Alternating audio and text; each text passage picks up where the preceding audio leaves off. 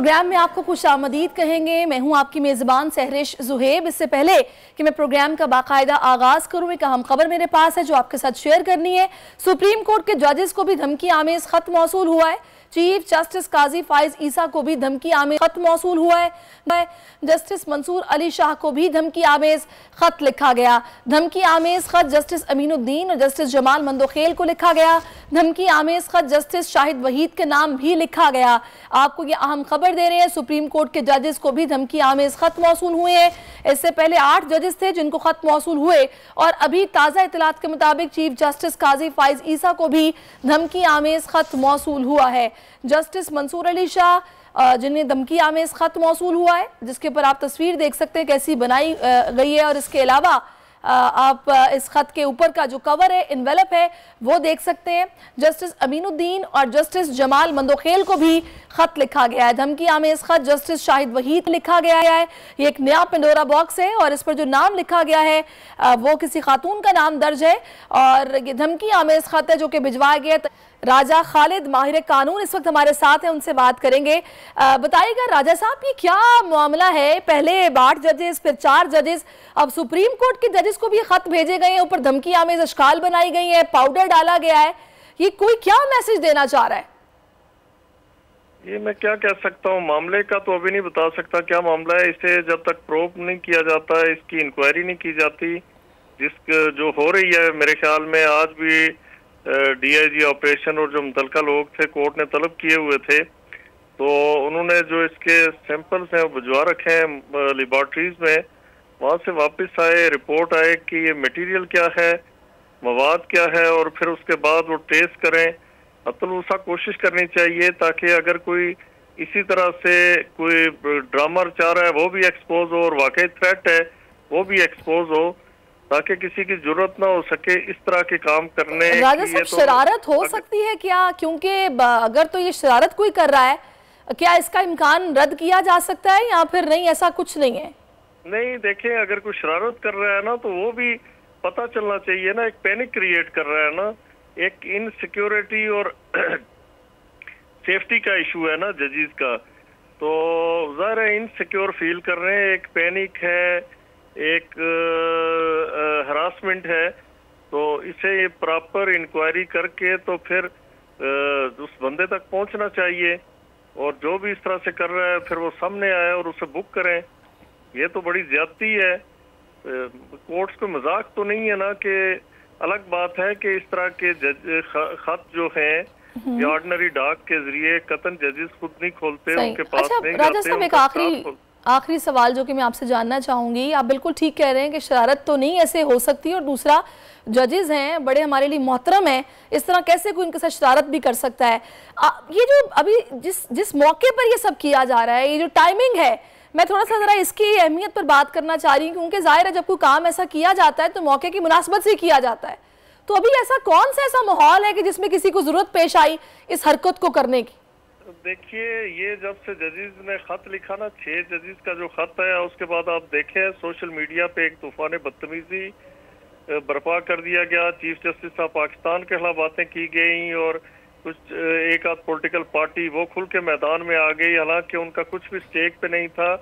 ये जजेस का इंटरनल मामला है। जजेस ने जजेस को खत लिखा, लोअर कोर्ट के जजेस ने अपेक्स कोर्ट के जजेस को खत लिखा, तो वो उस पे ज़रा प्रोसीडिंग हो रही है। फिर जो कमीशन मुकर्रर किया गया उनके वाले से बातें शुरू हो गई, उन्हें रिडिक्यूल करने की कोशिश की गई। तो अब ये मैं क्या कहूँ, मैं इस कड़ी को उसके साथ तो नहीं जोड़ सकता, लेकिन समझने वालों को बहुत सारी बातें समझ में आती हैं कि ये इससे बदतरीन प्रेशर और क्या हो सकता है, इससे बदतरीन अदालत को स्कैंडलाइज करने का और क्या तरीकेकार हो सकता है।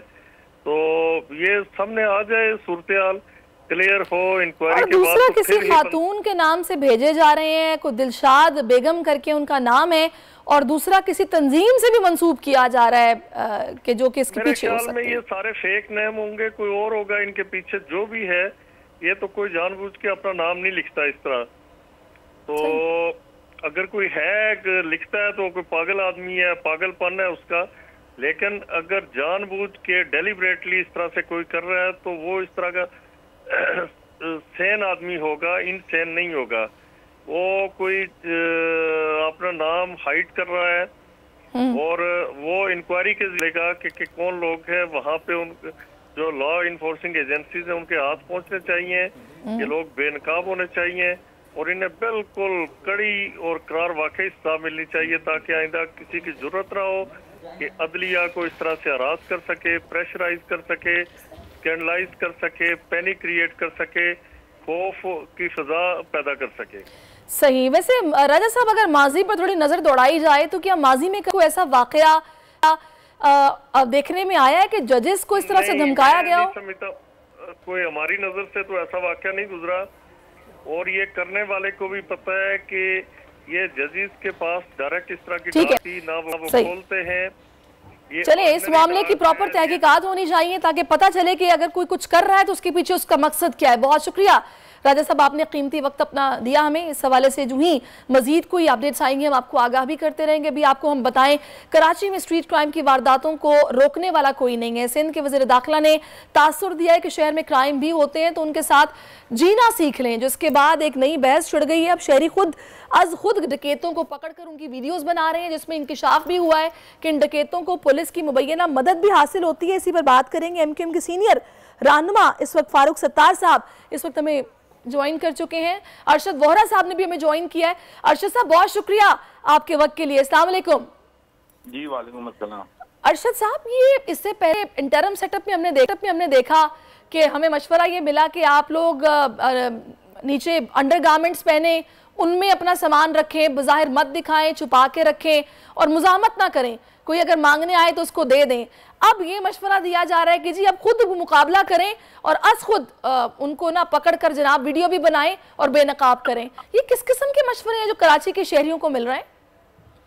देखें सारी, सबसे पहले तो ये मेरे ख्याल से खुद इनकी मेंटल अनस्टेबिलिटी बता रही है एडमिनिस्ट्रेशन की कि वो जो है खुद उन्हें पता ही नहीं है। उन्हें जो अपना काम करना है, उन्हें जो गवर्नेंस करनी है, उन्हें जिन लोगों को अपॉइंट करना है, जिन लोगों को ड्यूटीज पर रखना है, उन लोगों को रखने के बजाय जिस तरीके से इन्होंने जो है खास तौर पर कराची में जो पुलिस है, आपको पता है कि पुलिस इस वक्त जो है वो कराची से बिलोंग ही नहीं करती और ईद के मौके पर तो जो है वो पुलिस वो ट्रैफिक पुलिस भी पता नहीं कहाँ से आ जाते हैं और जिस तरीके से ये जो है जत्थे के जत्थे लोगों को लूट मार में लगे हुए होते हैं। यहाँ पुलिस का काम है कि लोगों को बचाना। पुलिस तो खुद जो है डाकुओं की और चोरों लुटेरों की असिस्टेंस कर रही है, उनके साथ पार्टनर इन क्राइम है। तो ये तो बिल्कुल हालात एक्स्ट्राऑर्डिनरी खराब है। और लेकिन इसमें मैं अरशद साहब आपसे ये जानना चाहूंगी कि आप लोग एक बड़े स्टेक होल्डर हैं कराची की सियासत में, तो ये हम हर रमज़ान में देखते हैं कि ज़ाहिर है सबको पता होता है कि लोग सहरी के औकात में बाहर निकलते हैं और लोगों का जागना होता है, फिर आखिरी अशरा है, लोगों ने शॉपिंग्स के लिए बाहर निकलना है। तो ऐसे में बजाय इसके कि लॉ एंड ऑर्डर की सिचुएशन को कंट्रोल रखा जाए कि शहरी बिला झिझक बाहर निकलें और आराम से अपने इस मुकद्दस महीने की जो भी मसरूफियात हैं उनमें काम करें अपना, उसमें इस तरह के मशवरे और शहरियों का लुटना और कत्ल होना ये तो एक आम सी बात हो गई है और इंतजामिया ये कह रही है कि जो दिख रहा है वैसा है नहीं। इंतजामिया को मेरे ख्याल से इंतजामिया ने जो है वो पता नहीं कौन से ग्लासेस लगाए हुए हैं जो उनको देख नहीं रहा। पूरे आपके मीडिया पे दिख रहा है, लोगों को दिख रहा है, लोगों को जो है वो शहीद किया जा रहा है, लोगों को जो है कत्ल किया जा रहा है ड्यूरिंग दी क्राइम सीन पर जो है वो डूबते हुए मारकर। अभी मेरे ख्याल से पिछले एक हफ्ते में 3 से 4 अमवात हो चुकी हैं। तो ये इन लोगों को नजर नहीं आ रहा है क्या? ये देखें, ये कराची इनके कंट्रोल से बाहर है। कराची को जो है कराची वालों के हवाले ही करना होगा, कराची वाले ही। अरशद साहब, हल क्या है? कराची वाले किस तरह इसका हल निकालेंगे? लोकल पुलिसिंग इसका सबसे बड़ा हल है। आप लोकल पुलिसिंग का सिस्टम लेकर आए। लोकल पुलिसिंग में जो है वो इलाके के मोहल्ले के लोगों को पता होता है। वो पुलिस वाला अगर इलाके का होगा, उस मोहल्ले का होगा, उस कॉन्स्टिट्यूंसी का होगा, उसको पता होगा कि मेरे इलाके के कौन लोग हैं और कौन यहाँ पे जो है अनजान लोग आ रहे हैं। उनकी मॉनिटरिंग इजी हो सकती है। लेकिन एक अगर आप जो है देखें, मैं इस चीज के खिलाफ नहीं हूँ कि आप किसी को जॉब्स ना दें, आप जॉब्स दें, लेकिन आप जिनको जॉब्स दे रहे हो, अगर आप अंदरूनी सिंध को लोगों को जॉब देना चाह रहे हैं तो आप उनको उन्हीं जगहों पर जॉब दें जहाँ पे वो परफॉर्म कर सके। आप उनको कच्चे के इलाके में जॉब दे दें। कच्चे के इलाके में जो है अगर 100 की जरूरत है तो आप वहाँ 500 भर्ती कर लें, क्योंकि पूरे नहीं हो पा रहे वो, ना वो डाकुओं को पूरे हो पा रहे हैं, ना इनको डाकू। यानी आपके कहने का मकसद ये है कि जो भर्तियां हैं वो पोलिटिसाइज हैं और right man for the right job नहीं है, जिसकी वजह से जाहिर है पुलिस के अंदर रिफॉर्म्स की, रिस्ट्रक्चरिंग की जरूरत है, तभी चीजें ठीक होंगी। एग्जैक्टली तो आपको जो है right man for the right job, definitely you are right, हमें यही करना पड़ेगा और हमें सीरियस होना पड़ेगा। बात ये हमारी सीरियसनेस कहीं नजर नहीं आ रही। हमारे जो मिनिस्टर्स हैं unfortunately the way they are talking, the way they are giving the comments आपके सामने है। कमेंट्स क्या देते हैं आप ये देखें, वो कह रहे हैं कि मतलब बड़ा चढ़ाकर पेश किया जा रहा है, मतलब लोगों की मौतें हो रही हैं और लोगों की मौतों को और किस तरीके से बड़ा चढ़ाकर पेश करना होता है। सही। मतलब क्या उनको और कुछ मजीद चाहिए क्या? पूरे खानदान कत्ल करवाने हैं इन लोगों ने? ये मतलब बिल्कुल आप सही कह रहे हैं, पुलिस की इस्तेदादे कार बढ़ाने की जरूरत है, मेरिट पर भर्तियां हो और सबकी कोऑर्डिनेटेड एफर्ट हो, और साथ में फॉर द राइट जॉब वाली जो पॉलिसी है जब तक उस पर अमल नहीं होगा तब तक सूरत हाल जूं की तू रहेगी, शहरी लुटते रहेंगे, कत्ल होते रहेंगे, माएँ मातम करती रहेंगी और ये सिलसिला ऐसे ही चलता रहेगा। इसको संजीदगी से देखना होगा। बहुत शुक्रिया आपका अरशद वोहरा साहब, आप हमारे साथ मौजूद रहे। छोटा सा वक्फा लेते हैं, वक्फे के बाद वापस आपकी खिदमत में हाजिर होते हैं। देखते रहिए दुनिया बोल है रमजान स्पेशल।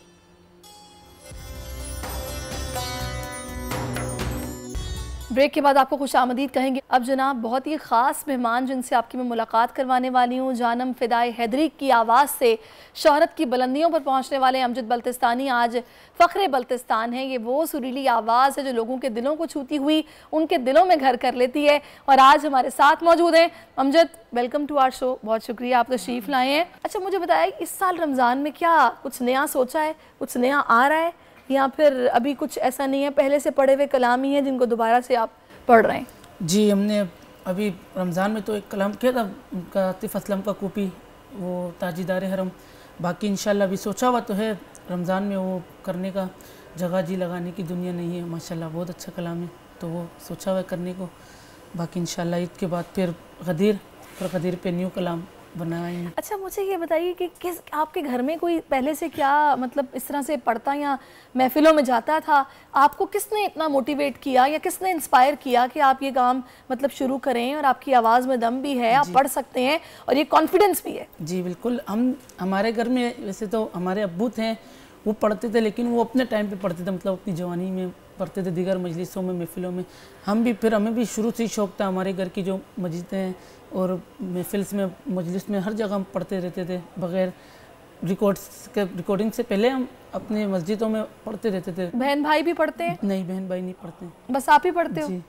अच्छा, तो अभी माशाल्लाह अब तो आप इतने फेमस भी हो गए हो, तो लोग आपको इतना जानने लगे हैं, कैसा महसूस होता है? और जब जाहिर है घर पे आते होंगे लोग मिलने के लिए? बिल्कुल आते हैं माशाल्लाह, बहुत दुआएं देते हैं और बहुत मोहब्बत देते हैं, खुशी होती है दिल्ली माशाल्लाह। अच्छा, तो अभी क्या सिलसिला चल रहा है, मतलब क्या रूटीन, क्या आपका पढ़ाई साथ चल रही है या पढ़ाई अभी रोक दी है, क्या कर रहे हैं? अभी पढ़ाई स्टॉप की है। अच्छा, स्टॉप की है। अच्छा अमजद, मैं चाहूँगी थोड़ा सा ज़रा मुझे बताइएगा अपनी वालदा के बारे में, वो कितनी सपोर्टिव हैं, और जब उनको भी ज़ाहिर है पता चलता होगा कि मेरे बेटे को इतना पसंद किया जा रहा है, लोग मिलने आते हैं, क्या तासुरात होते हैं? माशाल्लाह बहुत खुशी होती है उन्हें भी, और बहुत खुश होती हैं वो, जो हमें जितनी दुआ देते हैं मिलने आते हैं, जो हमें जितनी दुआ देते हैं उनसे डबल दुआ हमारी अम्मी उन सबको देती हैं। फिर कहती हैं आप हमारे बेटों से मोहब्बत करते हैं और दुआएं देती हैं इतनी, तो हम भी आपको इससे ज़्यादा दुआएं तो याद रखेंगे। बहुत खूब। अच्छा अमजद, अभी मैंने देखा है कि बहुत ज़्यादा कंपटीशन बढ़ गया है यूट्यूब पे खास तौर पर ना, अब तो माशाल्लाह इतना टैलेंट है और उनको एक प्लेटफॉर्म मिल गया है कि पता है कि यहाँ से हम बस गाएंगे तो लोग हमें जानेंगे, पहचानेंगे, समझेंगे। तो अभी क्या सोचा है आपने अपने बारे में, क्या करना है आगे चल के? बस इंशाल्लाह आगे भी यही ज़िक्र अली से पहचान बनी, इंशाल्लाह आगे भी ज़िक्र अली करते रहेंगे, और इंशाल्लाह अच्छे हमारे तमाम सुनने वालों के लिए अच्छे मनकबत और अच्छे नुहे चले जी इंशाल्लाह। अल्लाह ताला आपको और हिम्मत दे, ऐसे ही इसी अकीदत के साथ आप पढ़ते रहें। मैं आपसे और बात भी करूंगी, एक अखबार हमारे पास, वो आप नाज़रीन के साथ शेयर करेंगे। अभी IMF की शराइत पर टैक्स नेट बढ़ाने के मिशन के तहत तकरीबन 31 लाख रिटेलर्स को टैक्स नेट में लाने के लिए ताजर 2 स्कीम शुरू हो गई है, लेकिन ताजरों ने इसे मुस्तरद कर दिया है। इसी पर बात करने के लिए जावेद कुरैशी साहब, सदर ऑल पाकिस्तान अंजुमन ताजरान सिंध मेरे साथ मौजूद हैं। जावेद साहब, बहुत शुक्रिया आपके वक्त के लिए। जावेद साहब, वैसे तो इसको बड़ा खुशाइंद कहा जा रहा है कि छोटे ताजर भी टैक्स नेट में आएंगे और जाहिर है रेवेन्यू भी जनरेट होगा, ग्रे मार्केट खत्म होगी, चीजें बेहतरी की तरफ जाएंगी, आप लोग क्यों भरम है? बिस्मिल्लाहिर्रहमानिर्रहीम, शुक्रिया सैरिश आपका। देखिए जी, ये एक स्कीम गवर्नमेंट ने जो मुतारिफ कराई है ताजिर दोस्त के नाम से, ये कतई ही ताजिर दोस्त स्कीम नहीं है। इसके अंदर बहुत ज्यादा खराबियां हैं। स्कीम लॉन्च करने से पहले बेहतर तो ये होता कि ये स्टेक होल्डरों से मुशावरत कर लेते, और कई सालों से हम हुकूमत को मुतवातर तजवीज दे चुके हैं, हम टैक्स देना चाहते हैं, से हम कभी भी पीछे नहीं हटे। हम दुकानदार एक सादा आदमी होता है, उसके पास इतनी डॉक्यूमेंटेशन वो नहीं कर पाएगा, उसके लिए फिक्स टैक्स का निजाम राइज किया गया है। लेकिन अब इन्होंने जिस तरीके से पूरे पाकिस्तान में 6 शहरों को जो है पहले फेज के अंदर जो किया है, उससे इन्होंने टारगेट रखा है कि 10 लाख अफराद जो है वो रजिस्ट्रेशन इसकी हो जाएगी। ये स्कीम मुझे नजर नहीं आता कि इतनी सक्सेसफुल हो, क्यों कि इस स्कीम के अंदर जिस तरीके से इख्तियारात FBR के ऑफिसरों को जो दिए गए हैं, वो उस चीज का इनकम का तयन करेंगे, और वो जब तयन जब करेंगे तो ऑलरेडी FBR का इदारा तो हमारे वजीर आजम साहब पिछली हुकूमत में भी कह चुके हैं हम इसकी इस्लाहत करेंगे, ये करप्ट इदारा है, इससे पिछली हुकूमत ने भी इसे ये कहा। लेकिन अब ब्यूरोक्रेट को इतने इख्तियारात दे दिए जाएंगे, वो तमाम मामलात जो आगे ही एक करप्ट इदारा है उसमें मजीद करप्शन का इजाफा हो जाएगा। और ये नहीं जावेद साहब, अभी तो कोई मैकेनिज्म उस तरीके से नहीं आया। यही कहा जा रहा है कि पॉलिसी स्कीम जरूर आई है, लेकिन किस तरह टैक्स नेट में लाया जाएगा, क्या उसका तरीकाकार होगा, कौन जिम्मेदारी इस तरीके से लेगा कि इस मिशन को पूरा किया जाए, वो अभी मैकेनिज्म सामने नहीं आया। या फिर क्या वो डिस्कस हो गया है, आप लोगों को लूप में ले लिया गया है? नहीं, अभी तक किसी को भी पूरे पाकिस्तान में लूप में नहीं लिया गया, हुकूमत ने ना FBR की तरफ से हमें। लेकिन आप जो बात जो कह रही है उसका जो अब इन्होंने जो नोटिफिकेशन जो अपलोड इन्होंने जो की है अपनी वेबसाइट पे, उसके तहत जो मैं बात कर रहा हूँ अब तक के जो मामलात हैं, वो FBR का ऑफिसर तयन करेगा 10% इनकम में से उसके वो टैक्स की शरह रखी जाए। अब मुझे आप ये बात बताएं वो किस तरीके से वो टैक्स के अंदर होगा, और जो लोग रजिस्ट्रेशन नहीं करना चाहते वो ऑटो सिस्टम में खुद ही FBR उसे रजिस्ट्रेशन कर लेंगे। तो ये मामलात जो टैक्स के हैं मजीद इसे पेचीदा है। हम ये चाहते हैं एक सादा तरीके से टैक्स लिया जाए और इसे फैक्ट जो फिक्स टैक्स के नाम से उन्हें किया जाए। हम मुझे एक बात बताएं, किसी भी दुकानदार को सरमाए की जरूरत होती है, किसी भी यूनिवर्सिटी की डिग्री की जरूरत नहीं होती। वो एक CA का काम लेना चाहता है एक आम दुकानदार से FBR, तो वो ये किस तरीके से वो अपना काम कर पाएगा? उसकी इतनी एजुकेशन नहीं होती कि वो तमाम डॉक्यूमेंटेशन वो पूरा करे, हर मंथ उसके वो टैक्स दे और वो उसकी फाइल दबा कर। मुझे जावेद साहब ये बताइएगा कि आप लोग क्या चाह रहे हैं कि FBR का ज़ाहिर है नुमाइंदा होगा जो कि सारा काम करेगा, और जो खुद को रजिस्टर नहीं कराएगा उसको खुद से रजिस्टर कर लिया जाएगा। अब इसमें कबाहत क्या है, आप क्या कह रहे हैं, तरीकाकार क्या होना चाहिए, या फिर अगर स्कीम पे काम होना है तो वो किस अंदाज में होना चाहिए? देखें सर, मैंने जो बात की शायद मैं अपनी बात आप तक सही तरीके से नहीं पहुंचा चुका, मैं दोबारा उसी में जरा उसकी कर देता हूँ वजाहत। हम ये चाहते हैं कि FBR का ऑफिसर वो किस तरीके से हमारी इनकम का तयन करेगा। हम जिस शॉप के ऊपर रिटेल पर बैठे हुए हैं उसका अब वो बढ़ा दे या घटा दे, वो तमाम इख्तियारात तो उसके पास चले गए।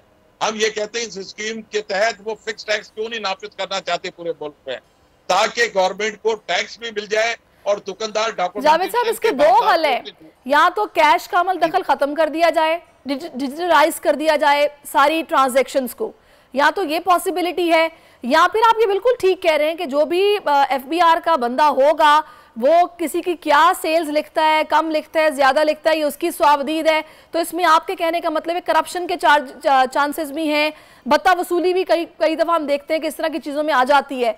तो फिर आप लोग इस पर किसी जो इंतजामिया हैं या हुकाम हैं उनसे कोई मीटिंग क्यों नहीं कर लेते, कोई वक्त उनसे लेके बैठ के इन मामलात पर बात की जाए? देखें सरीज, हम उनके जाकर पांव तो पकड़ेंगे नहीं FBR के इदारे के, भाई आए हमसे मीटिंग कर ले। क्या उन्हें कौन स्टेक होल्डर है पूरे पाकिस्तान में, क्यों नहीं उस स्कीम लॉन्च करने से पहले उन लोगों से मुशावरत कर ली जाती?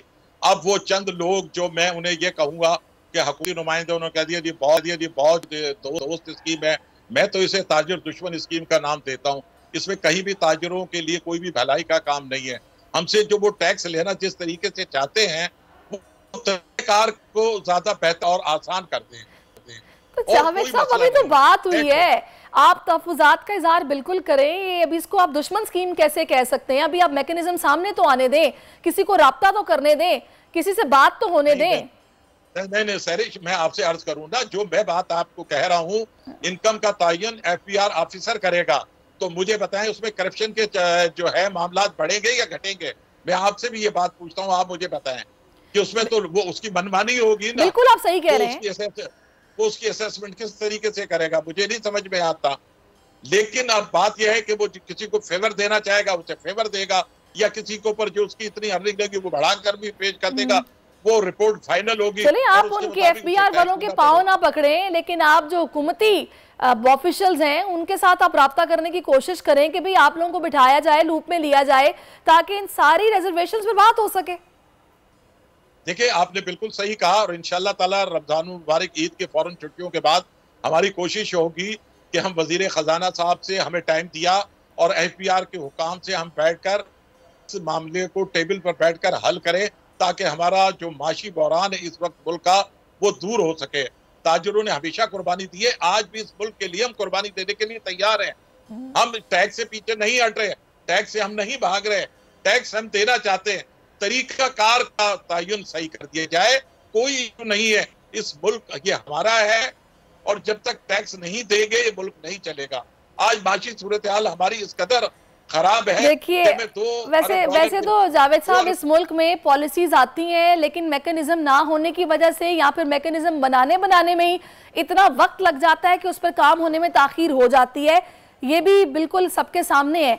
तो मेरा ख्याल है कि फिलहाल तो आप लोग यही कोशिश करें कि आप लोगों का राब्ता किसी तरीके से हो, भले ईद के बाद हो, उसके बाद क्या होता है आने वाला वक्त बताएगा। बहुत शुक्रिया जावेद साहब, आप हमारे साथ मौजूद रहे हैं। बहुत शुक्रिया, आप तशरीफ लाए हैं। वक्त की किल्लत है, मुझे ब्रेक की तरफ जाना है।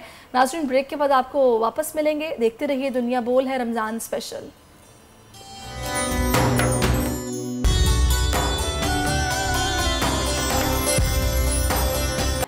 वेलकम टू बोल के जायके जनाब, और शेफ माइदा आज भी बड़ी बेहतरीन रेसिपीज हमारे साथ शेयर करने वाली हैं, जो कि मुझे दिखने में बड़ी मज़े की लग रही हैं, और मैं खुश हो रही हूँ कि आज अफ्तार हमारा बहुत मज़े का होने वाला है।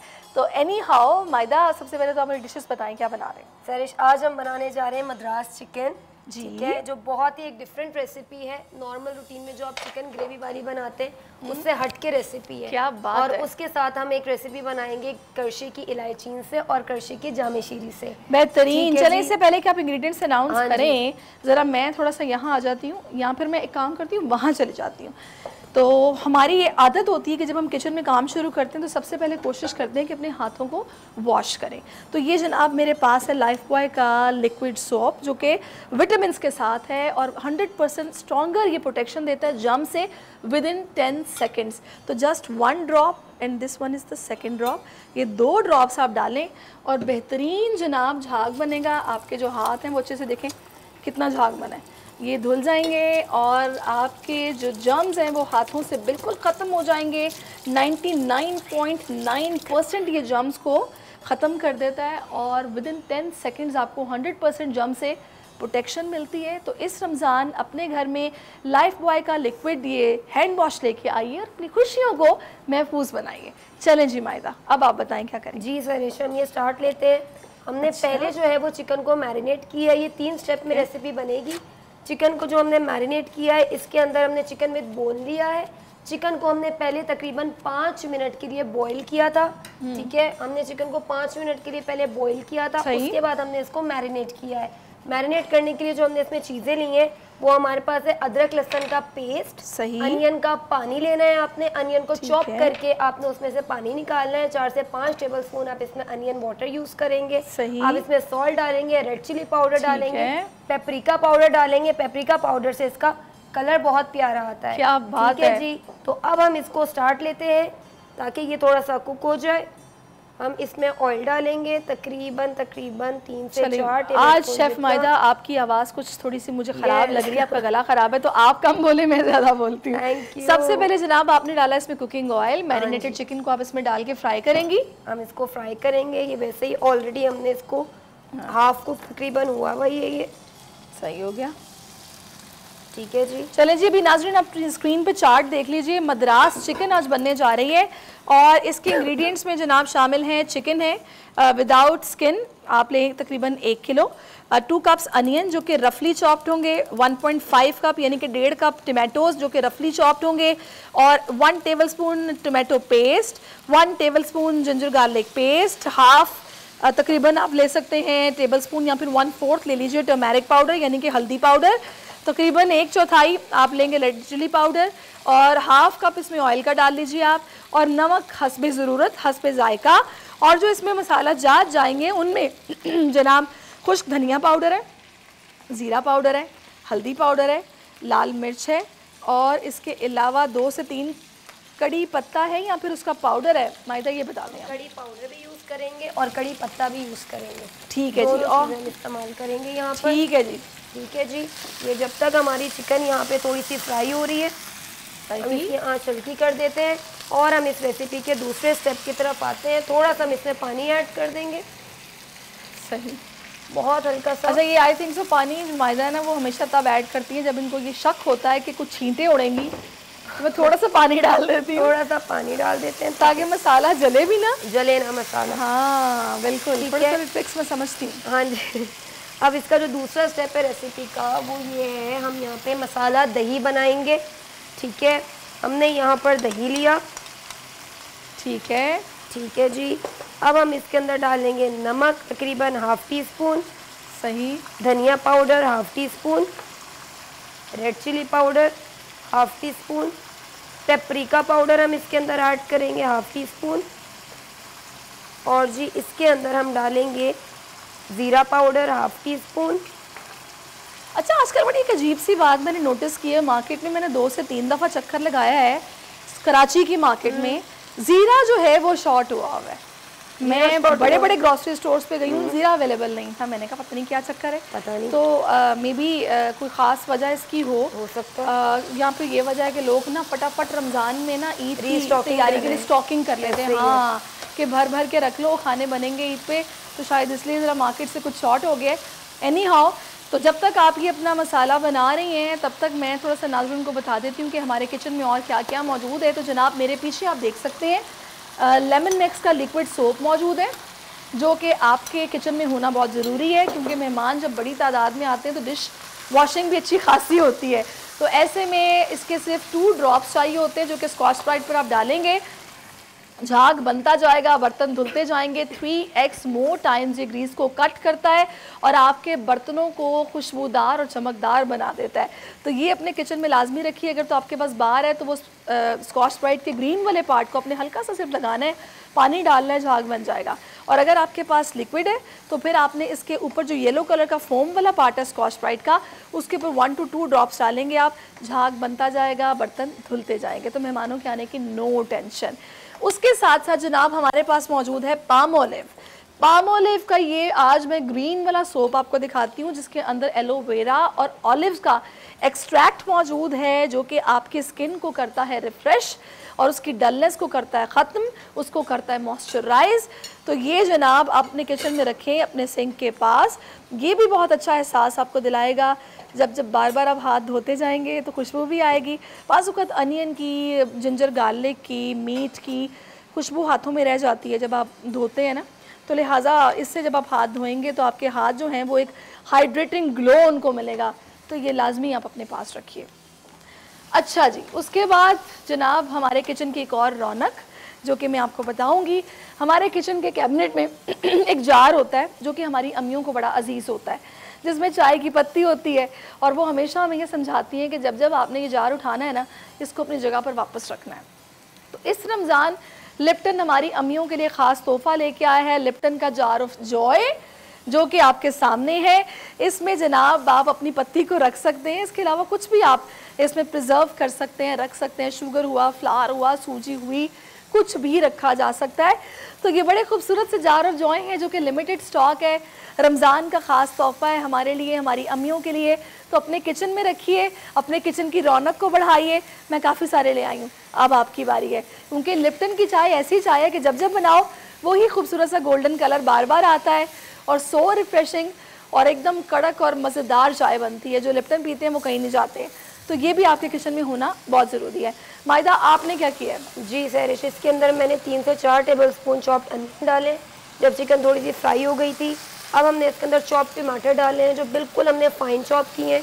इसको हम तकरीबन 2 से 3 मिनट तक इसको पकाएंगे ढक्कन ढक के। जब तक ये पकेगा हम इसका तड़का रेडी करेंगे। ठीक है जी, यहाँ पे हमने इसको पकाना है ढक्कन ढक के। जब तक ये पक रहा है हम इसका यहाँ पर तड़का रेडी करेंगे जो कि कड़ी पत्ते से। ठीक है जी। अच्छा, कड़ी पत्ते की तो एक लाजवाब खुशबू होती है जो कि आपके खानों में ना जब डलता है ना, दाल हो तो उसमें कड़ी पत्ता बहुत अच्छा लगता है। ऐसे और उसके अलावा तड़का कोई भी किसी भी तरह का हो ना, कड़ी पत्ते की एक स्पेसिफिक खुशबू है जो उस डिश को बड़ा मजेदार बना देती है। और मद्रास चिकन में तो कड़ी पत्ते जान है। अच्छा, हाँ जी, इसी का फ्लेवर होता है। और कड़ी पाउडर, ये 2 चीज़ें, मद्रास चिकन बनता ही कड़ी पत्ता और कड़ी पाउडर से है। क्या बात है जी, बेहतरीन मायदा। ठीक है, बहुत कुछ सीखने का मौका मुझे भी आपसे मिल रहा है और मैं इंशाल्लाह रमज़ान के बाद ये सारी चीज़ें जो है ना ये बार बार ट्राई करती रहूँगी। तो वो ख़वातीन जो इस वक्त हमें देख रही हैं मैं उनको ये मशवरा दूंगी कि भाई आप भी इन रेसिपीज़ को नोट करके लाजमी तौर पर अफ्तार के लिए ट्राई कीजिएगा। बहुत अच्छा फीडबैक आएगा और हमें ट्राई करने के बाद आपने अपना फीडबैक देना है कि आपको कैसी लगी ये रेसिपी और आपकी कितनी तारीफ़ हुई। जी, हमारा बटर यहाँ पर मेल्ट हो गया है। अब हम इसमें थोड़ा सा ज़ीरा, 1 टेबलस्पून जितना, रेड चिली, बटन और हम कड़ी पत्ता इसके अंदर ऐड करेंगे। सारी चीज़ों को हम एक साथ इसमें ऐड करेंगे और थोड़ा सा कड़कड़ाएंगे बस। ठीक है, उसके बाद ये हमारा तड़का रेडी हो जाएगा। चलें, आप बिल्कुल ना इस वक्त ना ये इसका ऑयल इसने छोड़ दिया है। हाँ और ये बिल्कुल अपने भुनने के करीब है। थोड़ा सा सिर्फ आप इसको हिलाएंगे तो इसके टमाटर जो हैं वो चारी थोड़े से और मैश हो जाएं। हम इसमें दही डालेंगे तो ये उसके साथ ही मैश हो जाएंगे। ज़बरदस्त, क्या बात है मायदा, बेहतरीन। और मैं तब तक आपका ना ये देखती हूँ तड़का अपने कपड़ों को बचाते हुए। किचन में काम करने के लिए मैं हमेशा रफ कपड़े यूज़ करती हूँ। मैं कभी भी इस तरह किचन में नहीं जाती हूँ, वरना सम टाइम कुछ लोग ऐसे होते हैं जो ऑफिस से आते हैं वो मजबूरी में फ़ौरन वैसे ही चले जाते हैं। और एप्रन भी कर होता है, लेकिन एप्रन यूज़ करना ज़्यादा बेहतर रहता है। अच्छा, वो मैं कभी कभी जब बहुत शौक में कुछ बना रही हूँ तब यूज़ करती हूँ, वरना नहीं। मैं झूठ नहीं बोलूँगी। रमज़ान में तो भाई रमज़ान में हाँ ना, ज़रूरी है ना, रमज़ान में तो ख़ास ख्याल रखते हैं, झूठ नहीं बोलना चाहिए जी। ये हमने इसके अंदर जो दही मसाला बनाया था वो हमने ऐड कर दिया। अच्छा जी, ठीक है। और इसके साथ इस पॉइंट पे हम जो चीज़ ऐड करेंगे वो करेंगे कड़ी पाउडर। आपने कड़ी पाउडर पहले से ऐड नहीं करना, इस पॉइंट पे आप ऐड करेंगे तकरीबन 1 टेबलस्पून जितना कड़ी पाउडर। अच्छा, मुझे ये जल ना जाए। हाँ, ये रेडी है। हाँ, ये रेडी है बस, ठीक है। ये भी हमारा तकरीबन रेडी है। इसको हम पकने के लिए छोड़ेंगे ढक्कन ढक के जब तक हम अपनी कड़शी की रेसिपीज की तरफ सही आ जाएंगे। चलें जी, आप इसको ढक दीजिए और अपनी कड़शी की रेसिपी की तरफ आ जाइए। वो भी बड़ी रिफ्रेशिंग सी रेसिपी है। और जनाब, जब तक जामे शीरी अफ्तार के टेबल पे मौजूद ना होना तब तक मज़ा नहीं आता ना, कुछ अधूरा अधूरा सा फील होता है। भले गर्मी हो, सर्दी हो, बहार हो, कोई भी मौसम हो, अगर जामे शीरी है ना तो आपको तरोताज़गी का, रिफ़्रेशमेंट का जो एहसास उसको पी के मिलता है ना, वो एक घूंट आपके गले से उतरता नहीं कि आपको सुकून महसूस होता नहीं। तो लिहाजा ये आपके किचन में भी और आपके डाइनिंग टेबल पे होना बहुत ज़रूरी है। तो हम डिफरेंट रेसिपीज़ जामे शीरी की आपके साथ शेयर करते रहते हैं ताकि आप उसमें भी कुछ ना चेंज अपने घर वालों को ट्राई कराते रहें। कभी हम उसका रिफ़्रेशर बनाते हैं, कभी रिफ़्रेशिंग कूलर बनाते हैं, कभी शेक बनाते हैं, कभी लस्सी बनाते हैं। और आज हम क्या बना रहे हैं? आज हम बहुत ही आसान रेसिपीज़ बना रहे हैं जो आप सब लोग को तकरीबन आती होगी, लेकिन हम आपको रिमाइंड करा रहे हैं कि अभी 8-10 दिन हैं, आपने इस रेसिपी को दोबारा बनाना है। हम यहाँ पर जी बनाएंगे, हम यहाँ पे मिल्क ऐड करेंगे। ठीक है, सही। इसके अंदर जो है वो हम शुगर ऐड करेंगे। ठीक है, शुगर वैसे ना भी डालें तो कोई मसला नहीं है क्योंकि इलायचीन और जामे शीरी में ऑलरेडी शुगर मौजूद होता है। सही है, जो बहुत ज़्यादा मीठे के शौकीन लोग हैं ना वो ज़रूर डालेंगे। हाँ जी। और यहाँ पर हम डालेंगे अब इलायचीन जो कि बहुत ही रिफ्रेशिंग है। इलायची की खुशबू बहुत मज़े की होती है। और जो इलायची का जो एक वो एसेंस है ना, वो किसी भी चीज़ में डली हो इलायची, भले शीर खुरमा हो, भले वो कोई शरबत हो या फिर कोई जूस हो, बहुत अच्छा लगता है। और अब हम इसमें डालेंगे तुक मलंगा। और ये मेरा सबसे फेवरेट है मायदा, ये बेसिल सीड्स जो है ना, ये मैं इतने शौक से पीती हूँ कि मैंने ना रमज़ान के शुरू में एक पूरी बड़ी बॉटल जो है मैं इसको भिगो के रख देती हूँ। और पूरे रमज़ान आप हाइड्रेटेड रहते हो। सॉरी, इससे डिहाइड्रेशन नहीं होती। बिल्कुल, आपने सही कहा है।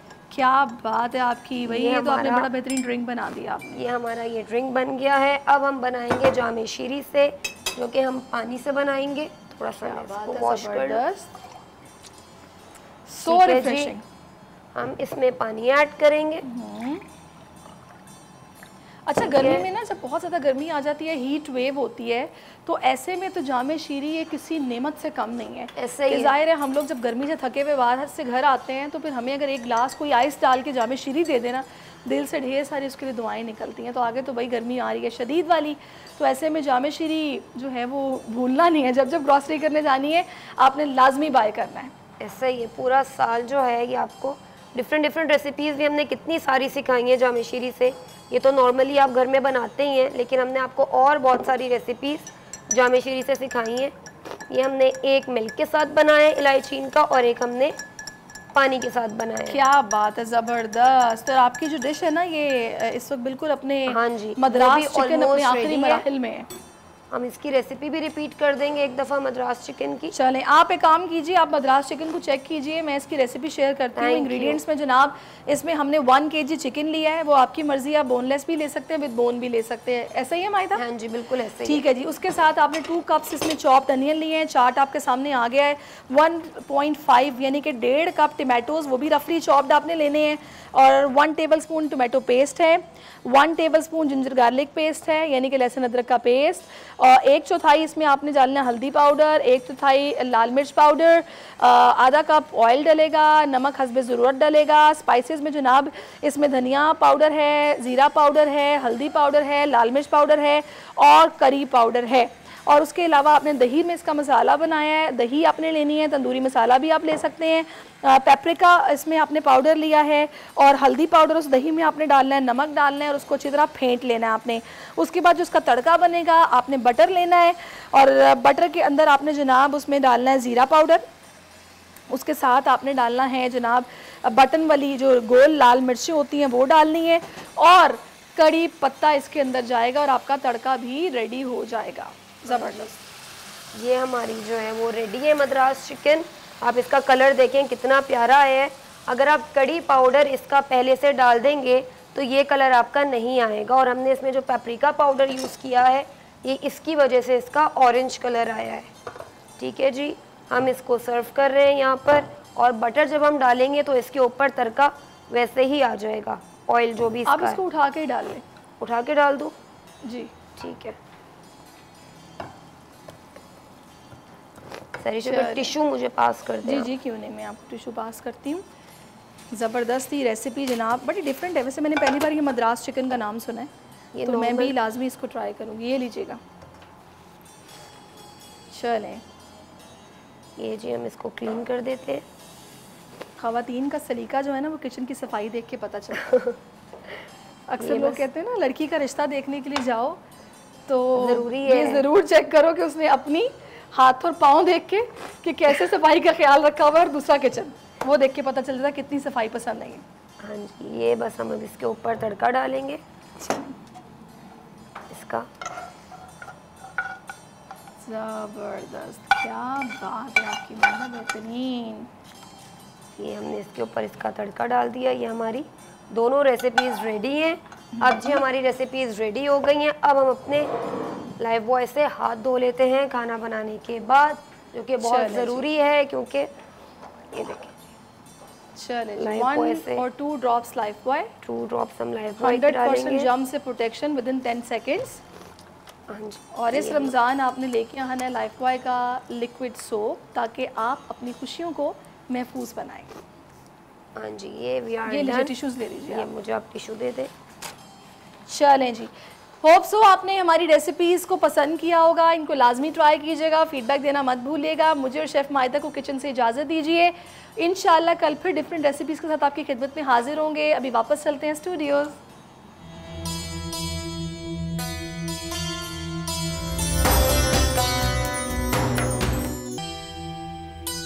जी वेलकम बैक नाज़रीन। रमज़ान की आमद के साथ ही हम देखते हैं कि रोड्स पर, सड़क किनारे मुखय्यर हजरात की जानिब से इफ्तारियों का एहतमाम किया जाता है। लाहौर और पेशावर में कहाँ कहाँ अफ्तार की तैयारियां हो रही हैं, ये जानने के लिए दीगर शहरों से हमारे नुमाइंदगान भी हमें ज्वाइन करेंगे। तो सबसे पहले हम बात करते हैं लाहौर की। तो लाहौर में खुर्रम मलिक इस वक्त समोसे पकौड़ों के पॉइंट पर मौजूद है। क्या गहमा गहमी है, क्या रौनक है, उनसे बात करते हैं। जी खुर्रम, बताइएगा। जी बिल्कुल, रमज़ान मुबारक का बबरकत महीना है और इफ्तारी की तैयारियां जो है वो की जा रही हैं। हर तरफ जो है वो पकोड़े, समोसे, कचौरी और दीगर लवाजमात जो है वो दिखाई दे रही है। वहीं साथ साथ जो है वो जिंदा दिलाने लाहौरी बाहर निकले हैं और ख़रीदारी कर रहे हैं। कोई समोसे ले रहा है तो कोई पकोड़े ले रहा है। शहरियों से बात करते हैं और जानने की कोशिश करते हैं। मुझे बताइएगा, माह रमज़ान का महीना है, बबरकत महीना है, क्या खरीद रहे हैं और किस तरह इफ्तारी का एहतमाम करते हैं? बस इफ्तारी में तो वही चीज़ जो आम चीज़ें होती हैं, समोसे, पकोड़े, फ्रूट चाट, यही सब चीज़ें हैं और यही सब खरीदते हैं। यही सब ऐसी तो पैगाम देना चाहेंगे रमज़ान मुबारक के हवाले से? पैगाम बस पैगाम तो ये देना चाहूँगा कि बस जितनी लोगों की मदद कर सकते हैं मदद कीजिए और बस यही पैगाम। आप क्या खरीद रहे हैं, क्या खरीदने के लिए आए हैं? पकोड़े समोसे पकड़े हैं, क्या खरीदने के लिए आए हैं? समोसे खरीदने आए हैं, कचौड़ियाँ, पकोड़े वगैरह खरीदने आए हैं सर। उसके अलावा कहते हैं जो हमारी होती है फ्रूट चाट, दही पल्ले वगैरह, ठीक है, वो खरीदने आए हैं ताकि इफ्तारी हो सके। और जी बिल्कुल, यहाँ पर समोसे जो है वो तैयार किए जा रहे हैं और शहरियों की बड़ी तादाद जो है वो खरीदारी भी कर रही है। यकीनन माह रमज़ान का मुक़द्दस महीना है तो हर शहरी की कोशिश होती है कि अच्छे से अच्छा इफ्तार और अच्छे से अच्छा जो है वो सहरी का एहतमाम करे। तो इसी तरह लाहौर के मुख्तलिफ फूड पॉइंट्स पर जो है शहरियों का रश जो है वो बढ़ चुका है और तमाम लोग जो है बहुत शुक्रिया खुर्रम मलिक। यही लाहौर की रौनक है, समोसे, पकौड़े, कचौरियाँ, फ्रूट चाट, दही भल्ले। लाहौरी खाने पीने के बड़े शौकीन हैं। अब चलते हैं पेशावर, जहाँ पर नवाब शेर मौजूद है। उनसे जानते हैं कि पेशावर वाले किस तरह अपनी इफ्तार की तैयारी कर रहे हैं। जी बताइएगा। जी बिल्कुल, पेशावर में रोज़ादार इफ्तारी की तैयारी में मसरूफ़ है और मुख्तलिफ़ किस्म के पकवान ख़रीद रहे हैं अफ्तारी के लिए। लेकिन सिरपाई भी जो है वो अफ्तारी का एक लाजमी जुज़ तस्वर किया जाता है पेशावर में। तो यही वजह है कि पेशावर में सिरपाई की दुकानों पर काफ़ी रश देखने को मिलता है।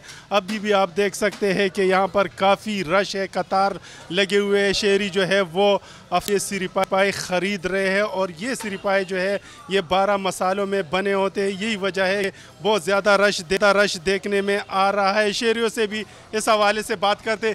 जी बताइए, किस तरह की तैयारी कर रहे हैं अफ्तारी के लिए, क्या ख़रीद रहे हैं? बस आज तो मौसम बहुत ठंडा है और दिल चाह रहा है कि सिरपाई लेके जाएं और अफ्तारी करके वो मज़ा आ जाए। अच्छा, ख़ुद भी कहेंगे और घर वालों के लिए भी? जी, खुद घर वालों के लिए और ख़ुद भी बस आज दिल कर रहा है ले जाने के लिए और इंशाल्लाह बस अफ्तारी करेंगे इस पर। जैसा कि आप लोग देख रहे हैं कि पेशावर के शहरी जो है वो 12 मसालों में बने सिरपाई से जो है वो अफ्तारी करेंगे और यही वजह है कि शहरी जो है वो सिरपाई खरीद रहे हैं जो कि काफ़ी शहर की एक अपनी रौनक है। देखिए कितना मुख्तलिफ है, कितना डिफरेंस है कि जहाँ एक तरफ हमने देखा कि समोसे, पकौड़े, कचौरियाँ, दूसरी जानिब बिल्कुल ऑपोजिट 12 मसालों में सिरी पाए जिनसे अफ्तार होने जा रहा है। पेशावर के शहरी करेंगे। बहुत शुक्रिया नवाब शेर, आपने में यहाँ की जो गहमा गहमी है वो दिखाई। अब नाज़रीन कुछ बात करते हैं पाकिस्तान में आज जहाँ माजूर अफराद को मुआशरे में लोगों की ठोकरों का शिकार है, वहीं ऐसे भी इदारे हैं जो माजूर बच्चों और बूढ़े अफराद का सहारा, मजबूत सहारा बने हुए हैं। दारुल सुकून एक ऐसा फलाही इदारा है जिसका क़याम 1969 में किया गया, जो ना सिर्फ माजूर बच्चों और उनके वालिदैन के लिए सुकून और इत्मीनान का बायस है बल्कि पूरे मुआशरे की तरफ से बहुत ही अहम फ़र्ज़ किफ़ाया अदा कर रहा है।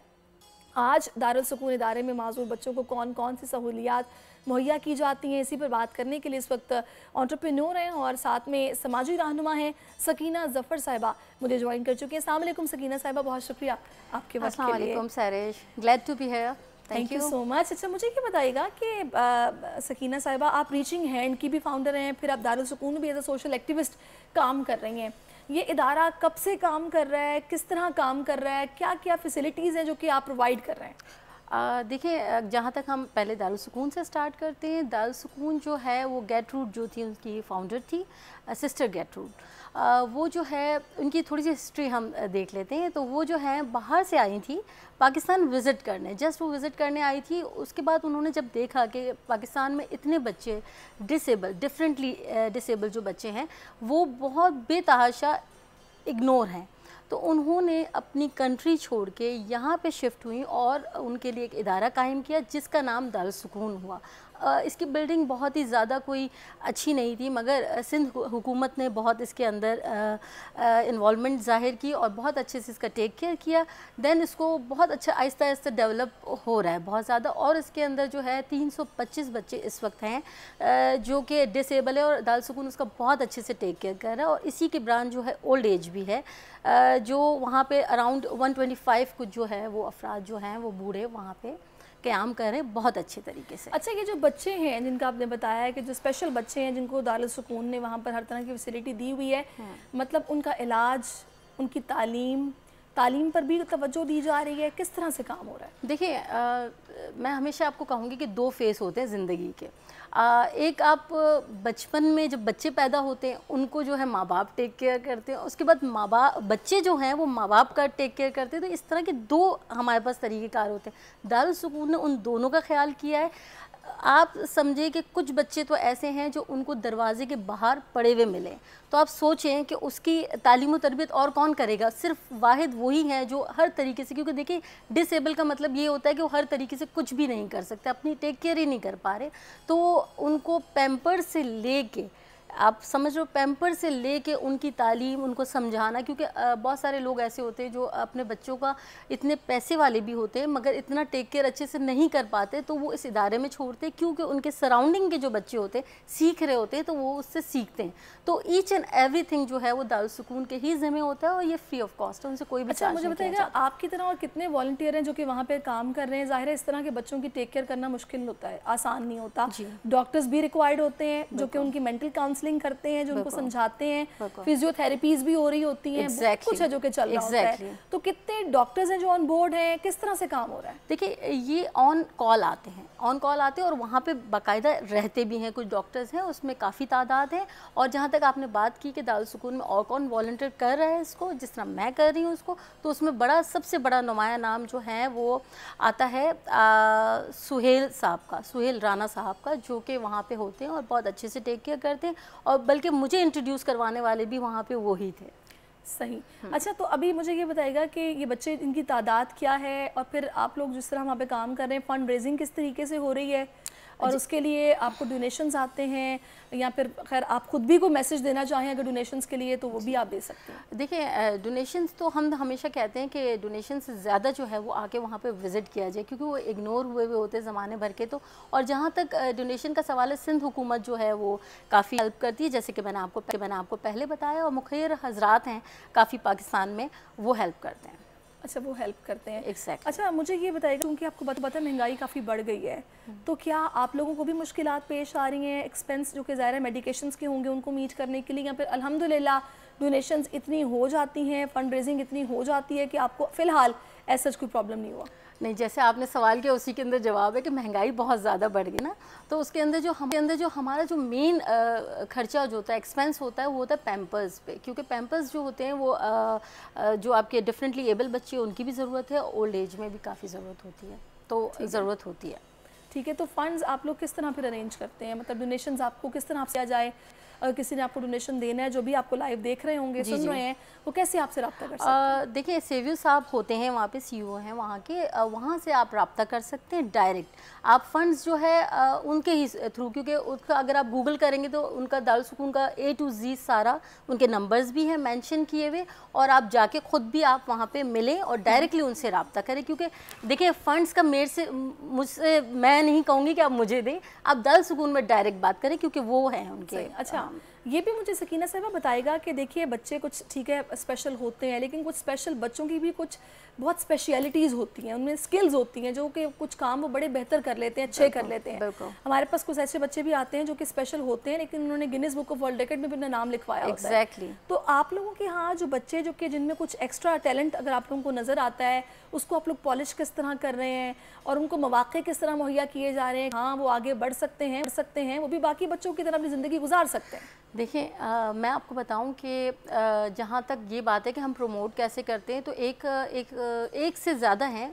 एक वहाँ पे लड़की है जो बहुत अच्छा सिंग करती है, बहुत अच्छा, इतना अच्छा गाना गाती है। तो हमारी कोशिश होती है जो भी हम इवेंट कर रहे हों, being a women, Sakina Zafar जो है वो वहाँ पे अगर इवेंट कर रही है वहाँ पे, तो वहाँ कोशिश होती है कि उन्हीं को, बनिस्बत हम बाहर से सिंगर लाए तो हम उन्हीं को प्रमोट कर रहे होते हैं, तो उन्हीं को हम चला रहे होते हैं, तो उनको एक कॉन्फिडेंस भी डेवलप होता है उनके अंदर, और बाकी उनको ऐसी चाहत होती है कि हम ज़िंदगी में कुछ कर रहे हैं। और ये बात आपने बिल्कुल ठीक की कि कहीं ना कहीं जो है बच्चे अगर डिसेबल होते हैं किसी तरीके से, तो उसको वो अल्लाह ताला ने एक मखसूस उनको ताकत दी हुई होती है। अगर वो किसी चीज़ से महरूम, अल्लाह मियाँ ने अल्लाह न करे, अगर वो आँख से नहीं देख पा रहे, तो उनके अंदर कोई ना कोई एक हिस्स ऐसी होती है जो दुनिया को हिला के रख दे। बिल्कुल, देखिए स्पोर्ट्स के मैदान में ही ऐसे डिसेबल बच्चे हैं जिनकी टीम्स भी होती हैं जो बहुत अच्छा खेलते भी हैं और वर्ल्ड कप्स भी लेके आते हैं, मेडल्स भी लेके आते हैं और पाकिस्तान से बाहर रिप्रेजेंट करते हैं। अच्छा, अब मैं आ जाती हूँ आपके रीचिंग हैंड की तरफ, जिसकी आप फाउंडर हैं। इस पर कब से आप काम कर रही हैं और रीचिंग हैंड किस तरह लोगों को सर्व कर रहा है? देखिए अराउंड मुझे 4 to 5 years हो गए इस फील्ड में आए हुए, और मैं बचपन से ही मुझे ऐसा था कि मुझे कुछ करना चाहिए। मुझे बूढ़े लोगों से काफ़ी ज़्यादा लगाव था, तो मेरा एक तो एम भी यही है, विश भी यही है कि मैं कोई एक ज़िंदगी में अगर मुझे मौका मिला और अल्लाह ताला ने मेरा साथ दिया, तो मैं एक ओल्ड एज जो है वो उसको बनाऊँ मैं। तो मैं बस एक सेमिनार में गई और किसी तरह, जैसे कि मैंने आपको बताया, सुहेल साहब ने मुझे दारुल सुकून में इंट्रोड्यूस करवाया कि आप आएँ, किसी दिन आप विज़िट करें। और जब मैं वहाँ पे गई तो यकीन करें, मैं सब मुझसे कहते हैं आप दूसरी जगह क्यों नहीं वो करती, काम करती, तो मुझे ऐसा होता नहीं, मुझे वहाँ इतना जाके सुकून मिलता है और अपनाइयत सी लगती है, बच्चे इतना अटैच हो जाते हैं। तो मेरा एम यही है। और बाकी ये कि मैं जो रीचिंग हैंड्स की जहाँ तक बात है, तो वो वुमेन एम्पावरमेंट पे काम करता है, यूथ के लिए काम करता है और ओल्ड एज के लिए काम करता है। ये मेरा एक एम है। और जी अल्लाह ताला आपको इस मकसद में मज़ीद हिम्मत दे, कामयाब जितना हो सके ह्यूमैनिटी को सर्व कर सकें, और इससे अच्छी बात और क्या हो सकती है। बहुत शुक्रिया सकीना साहिबा, आप हमारे साथ मौजूद रहिए। नाज़रीन, प्रोग्राम में वक्फा शामिल करते हैं, ब्रेक के बाद फिर से हाजिर होते हैं। Stay with us.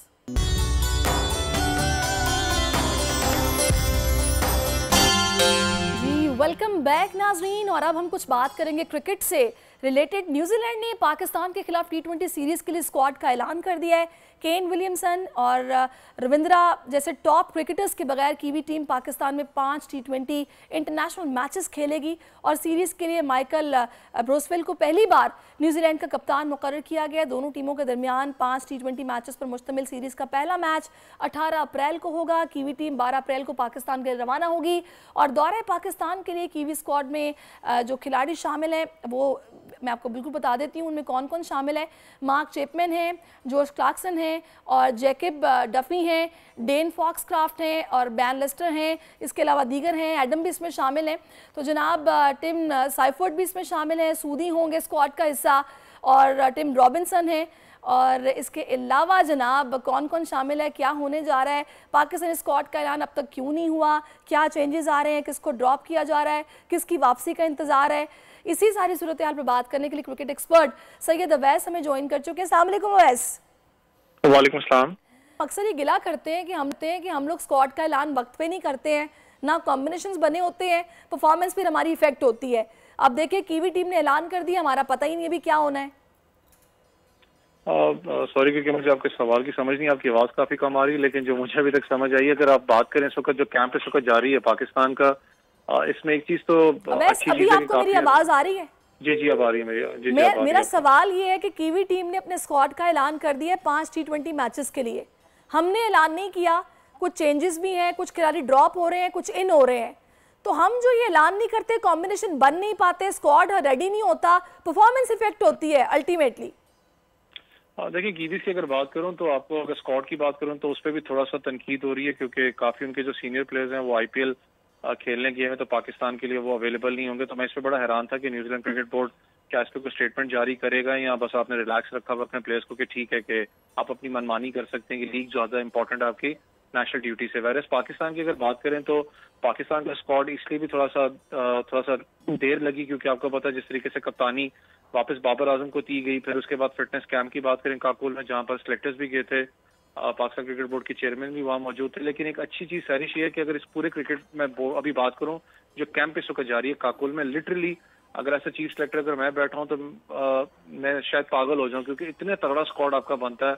आपके प्लेयर्स वापस आ रहे हैं, मोहम्मद आमिर वापस आ रहे हैं, उसके अलावा इमाद वसीम की बात करें वो वापस आ रहे हैं, फिर आपके पास इंडिविजुअल परफॉर्मेंसेज इतनी ज्यादा हैं पीएसएल के अंदर आपने देखी है। लड़कों को आप ड्रॉप किस तरीके से करेंगे, कौन प्लेइंग 11 का हिस्सा होगा, ये बड़ा एक चैलेंजिंग पोजीशन होगी पाकिस्तान की क्योंकि ये सीरीज इंपॉर्टेंट इसलिए भी है कि आपने इसी सीरीज के बिना पे आपने वर्ल्ड कप के लिए तैयारी करनी है। आपको पता है कि ये लड़के वर्ल्ड कप ऑटोमेटिक सिलेक्शन है, खेलने जाएंगे, इसके बाद आपने इंग्लैंड के खिलाफ खेलना है, फिर आयरलैंड और डायरेक्टली आपने वर्ल्ड कप में एंटर होना है।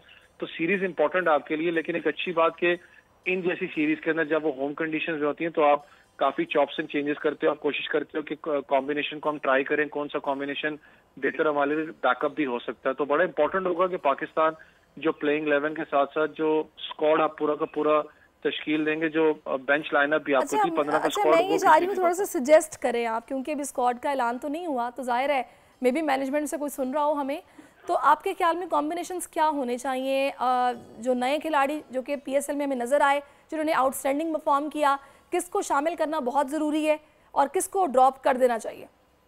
देखें अगर हारिस रऊफ की भी आपको पता है भी अपडेट आ रही थी कि हारिस रऊफ टीम का हिस्सा नहीं होंगे। हारिस रऊफ क्योंकि इंजर्ड हैं, उनको वापस हाई परफॉर्मेंस सेंटर भेजा जाएगा जहां पर वो अपने रिहाब का करेंगे। बॉलिंग यूनिट की बात करें तो आपके पास इतने अपना रिसोर्सेज मौजूद है। मैंने कहा एक बात होती है कि जब आपकी बेंच लाइनर स्ट्रांग हो ऑटोमेटिकली आपकी प्लेइंग 11 स्ट्रांग होती है।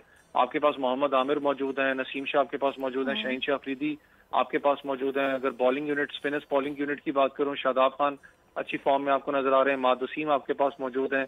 उसके अलावा बैटिंग यूनिट की बात करें तो ओपनिंग के अंदर आपको पता है बाबर आजम है, उसके अलावा साइम अयूब है, फखर जमान मौजूद है, मिडल ऑर्डर के अंदर आपके पास उस्मान मौजूद है। तो एक बड़ा तगड़ा कॉम्बिनेशन पाकिस्तान का नजर यहाँ पर आ रहा है। लेकिन उस्मान की स्पेशली बात करना चाहूँ, आपको पता है यूएई की टीम को उन्होंने खैराबाद किया, ऑलमोस्ट उनकी अपना ऑलमोस्ट वो टेन्योर उनका पूरा होता है कि यूएई के लिए खेल सकते थे। तो ये बड़ा एक डेडिकेटेड केस है, इसको पाकिस्तान क्रिकेट बोर्ड को बड़ा तरीके से संभालना पड़ेगा। पीएसएल के अंदर उनकी बड़ी अच्छी परफॉर्मेंस थी, जिस तरीके से उन्होंने लीड किया, मुल्तान सुल्तान के अंदर रन स्कोरर वो रहे, हाई परफॉर्मेंसेज उनकी लिए। लेकिन पाकिस्तान एक डिफरेंट बॉल गेम है, वहां पर प्रेशर सिचुएशन होती है क्योंकि जब आप मुल्क के लिए खेलते हो आपकी सोच कुछ और होती है न्यूजीलैंड के खिलाफ। तो देखने वाली बात है कि पाकिस्तान किस कॉम्बिनेशन के साथ जाता है। चले जी देखते हैं पाकिस्तान किस कॉम्बिनेशन के साथ जाता है। लेकिन खुशाइंद बात है कि बड़े ज़बरदस्त प्लेयर्स हैं जो कि पीएसएल में निकल के सामने आए हैं और फिर बड़े अच्छे प्लेयर्स की वापसी भी हुई है, जैसे कि मोहम्मद आमिर है, इमाद वसीम है। तो लेट्स सी कि हम लोग क्या अपने पत्ते शो करते हैं, स्क्वाड में कौन कौन शामिल होता है, कॉम्बिनेशन क्या बनता है। बहुत शुक्रिया वैस आप हमारे साथ। नाज़रीन वक्त चूँकि काफ़ी कम है और मुझे आपसे इजाज़त लेनी है, प्रोग्राम अपने इख्तिताम को पहुँच चुका है। मुझे अपने दुआओं में याद रखना है, इंशाल्लाह कल फिर से आपकी खिदमत में हाजिर होंगे। कल तक के लिए अल्लाह हाफ़िज़।